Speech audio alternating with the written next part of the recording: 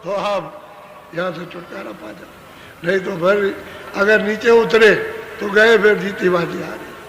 तो जिन जिन ने खुद भक्ति धारण की उनका काम हो गया। बोलो।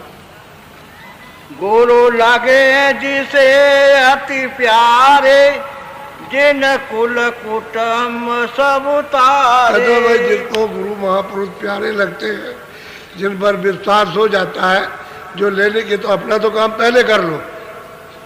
ये सब कुटुंब परिवार फिर आपके अंदर भी वो क्षमता हो, शक्ति यानी प्राप्त हो जाती है, जिसको जाओ उसको पार कर दो।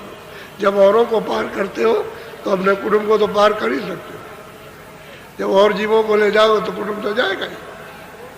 तो तीन कुटुंब, कुल कुटुंब सब तारे, सबको निकाले जाते हो, कहीं भी हो, 84 में हो, नरकों में, कहीं भी वहां से निकाल के ले आओ। और साधकों ने, प्रेमियों ने जब पहुंच गए तो निकाल लिया, दया हो गई। तो कुल कुटुंब के ऊपर तो दया हो ही जाती, कृपा हो जाती। जब गैर कुल कुटुंब के लोगों को किनारे लगा देते हैं, पार कर देते हैं, जगा करके सब कुछ माफ करके, तो उनको भी माफ कर देते। और जब पार नहीं होगे तो कुल कुटुंब को डुबा दोगे, खुद भी डूब गए, उनको भी। ऐसे मतलब यह है कि बच्चे और बच्चों को पैदा करने से क्या लाभ है? कहते बांध रहो। ये लोग आते हैं, कहते हैं बच्चा नहीं है। अरे भाई नहीं है तो रहने दो, ऐसे ही रहो। के लगे कि लोग ताने मारते हैं तो मुंह सूख जाता, मुरझा जाता। अरे भाई कितने बच्चे पैदा किए, अभी उनको रो रो करके उनको छोड़ करके आई, और फिर तुम बच्चे मांग रहे हो। और फिर जब बच्चे हो जाते हैं तो यहाँ फेंकते हो कि लीजिए इनको मार दीजिए, हमको नहीं चाहिए। फिर उनको फेंका बागी करते, और फिर कहते बच्चे, अरे तुम्हारे कितने जन्मों में बच्चे ही तो मिलते रहे, और तुम बच्चे बनते रहे, और तुमसे उन्होंने प्यार किया, तुमने किया, और न उनका भला हुआ न तुम्हारा भला हुआ। और फिर वही मांगते, कूड़ा कचड़ा मांगते, कूड़ा कचड़ा। ये नहीं कहते हो कि मेरी सूरत घर में पहुंचा दी जाए, जहाँ से आई वहाँ तो इस कूड़े कचरे से निकल जाए। नहीं तो पहले भी रोया, भी रो रहे हो, न मिलने पर दोनों तरफ से रो रहे हो, नहीं मिला तो रो रहे हो, और मिल गए तो रो रहे हो। हाय अब कहाँ से खिलाए, अब रोजी चली गई, रोजगार चला गया, पैसा खत्म हो गया, बीमारी लग गई, ये लग गया, अब नहीं, अब रोते हो, क्या किया जाए, ऐसे रो रहे हो, और जब नहीं तो रो रहे हो। अरे क्यों झगड़े में फंसते हो? अच्छा है कि निकल चलो, ये मौका फिर नहीं मिलेगा। तो बहुत प्यार से समझा रहे कि अगर खुद पार हो गया तो कुल कुटुंब को सबको पार कर दे। अगर महापुरुषों से प्यार हो गया और उन्होंने सुरतों को ऊपर दया कर दी और यहाँ से निकाल दिया, पहुंचा दिया, तो उसे पार करने में क्या देर लगती? वो तो गुरु ही उसको पार कर देंगे, उसके पार करने की जरूरत नहीं है। और गुरु अगर चलेगा, वो पार हो गया तो कर देगा, उसमें कोई बात नहीं है। ये महापुरुषों ने काम किया है। बोलो। धन पिता मात उन जन के, जिन भक्ति करी। हाँ, वो महापुरुष है, उन माता पिता को कहते हैं धन्य धन्य। वो माता पिता कितने अच्छे हैं कि उन पुत्रों ने पुत्रियों ने महापुरुषों की भक्ति की और अपनी जीवात्मा को जगा करके घर में पहुंचाया। वो माता पिता धन्य, जिन्होंने बच्चों को पैदा किया। ऐसी कल्पना रखनी चाहिए कि मेरे बच्चे बच्चियां भक्ति धारण, और किनसे मिले? महापुरुष। अभी क्या करते हो ना, क्या लगे वो आप सत्संग में जा रहे कि नहीं जा सकता, तेरे पैर काट देंगे। अब स्त्री से कहते पैर काट देंगे, तो फिर स्त्री चिढ़ गई तो कहती तुम भी नहीं जा सकते, तो दोनों में झगड़ा हो गया, कलह हो गई। अरे भाई सत्संग में जा रहे हैं तो चलो भाई उसको चला जाने दो, वो लौट करके फिर आ जाएगी, और जरा सा तुम पीछे से चले आओ कि देखो ये कहाँ जा रही है, पीछे पीछे चले आओ तो देखो, तो तुम भी पीछे सुनो, पता लगा लो कहाँ पर, देखते रहो और पीछे तुम भी सुनो, तब तुम्हारी समझ में आ जाएगा कि ये सही जगह पर आती नहीं हो जाती।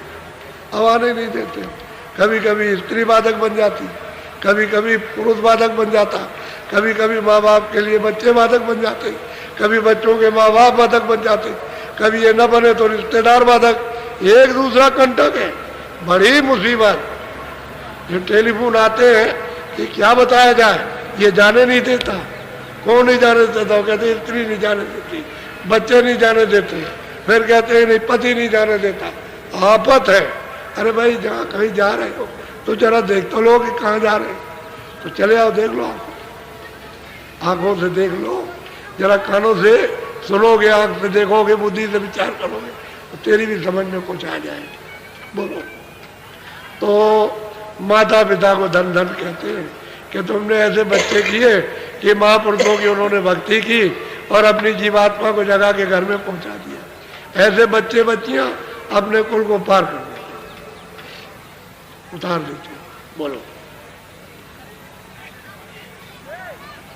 जिन सही मलामत जग की तिन मिली रास। सही और सच्ची बात तो यह है कि जो बच्चे और बच्चियां जगत की बुराई को, यानी मतलब इस निंदा को जो सहन करते हैं, बर्दाश्त कर लेते हैं, वो पार जाते हैं, क्योंकि उनके शब्दों को पकड़ते ही नहीं।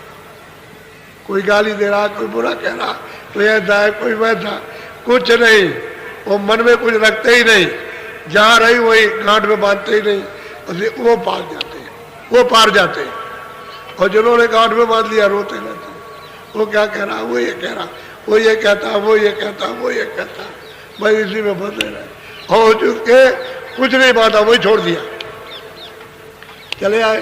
तो इस मलामत को, इस बुराई को, इस निंदा को प्रेमी लोग बर्दाश्त कर लेते हैं और वो ऐसे हसद करते, कुछ नहीं है, पागल है, पागल है, मूर्ख है, गंवार है। जो इस तरह की बात करता है तो उसे क्या पता है कि भाई महापुरुषों से क्या मिलता है, बस इसको समझ करके टाल देते और कुछ कहते रहते नहीं है, उसकी बात अपने ध्यान में नहीं देंगे, बात खत्म हो गई। ऐसे लोग पार जाते हैं, वो अपना काम कर लेते हैं जगत में। बोलो। जो कुल लाज जगत से डरे गुरु भक्ति से अब महापुरुष कहते हैं कि भाई कुल कुटुंबियों से जो कोई भी डरता है वो गुरु भक्ति नहीं कर सकता, गिर जाएगा, वो उस रास्ते पर नहीं चल सकता। न वो वचन का पालन करेगा, न वो सिमरन करेगा, न वो ध्यान करेगा, न वो भजन करेगा, कुल कुटुंब संसारी जो कहेगा उसको करेगा, तो गिर गया, उससे हट गया। तो ऐसा जीव क्या बिताना, उतरेगा तो चला गया, निकल गया। आया था निकट में, पास में जाने के लिए वो लौट गया, क्योंकि कुल कुटुंबियों ने इतना उसको घुड़काया, इतना डरवाया धमकाया कि उसने वैसे वापस लौट गया। अच्छा भाई हम नहीं जाते, हमने छोड़ दिया। बोलो। रण छोड़े कायर कहलाई सती फिरे भंगी घर जा। अरे भाई कहते हैं भाई अगर तुमने पति को, अगर अपने घर में जाने वाले को तुमने छोड़ दिया तो फिर मतलब ये फिर क्या है, फिर दर दर मारे मारे फिरोगे। जैसे किसी ने अपने पति को छोड़ दिया तो भंगी घर जाना, क्या उसकी इज्जत है, कुछ नहीं। ऐसे महापुरुष कहते हैं कि भक्ति करो, भक्ति कहते हैं आदेश का पालन, भक्ति कहते हैं भजन करो, भक्ति कहते हैं बुरा काम मत करो, भक्ति कहते हैं सबकी सेवा करो, भक्ति कहते हैं भाई संसार में मत करो, भक्ति कहते हैं शरीर तुम्हारा नहीं है, ये बाल बच्चे भी तुम्हारा नहीं है, इससे काम ले लो, काम कर दो, धन दौलत भी तुम्हारा, इससे काम ले लीजिए और फिर कुछ नहीं आता। इसी को समझदारी से सब काम करो, इसका नाम है भक्ति।